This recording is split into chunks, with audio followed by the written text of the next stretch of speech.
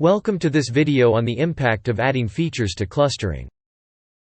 To recall, a clustering algorithm calculates the distance between the points and forms clusters of points which are closer to each other. For instance, the screen shows the RSI values of J.P. Morgan. You can visualize these values on a line as shown on the screen. You can easily see that you can form two clusters here.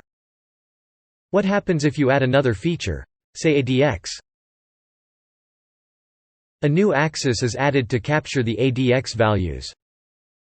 The graph becomes a 2D graph with RSI as the x-axis and ADX as the y-axis.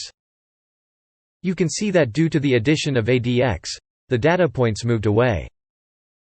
These data points are difficult to cluster in two groups. Instead, they are clustered into four different groups. Why did the number of clusters increase? At first, we had calculated only one feature value, which was RSI. Then, we added more information in the form of ADX values. Thus, the points which were similar and clustered together became distant due to the addition of new features. Similarly, when we add more features, the information increases and the points may move farther away. But what is the problem in adding more information and creating more clusters? In the RSI and ADX example, we ended up creating four clusters. Each cluster had only one data point. In the essence, we ended up with what we started. We started with 4 points and ended with 4 clusters.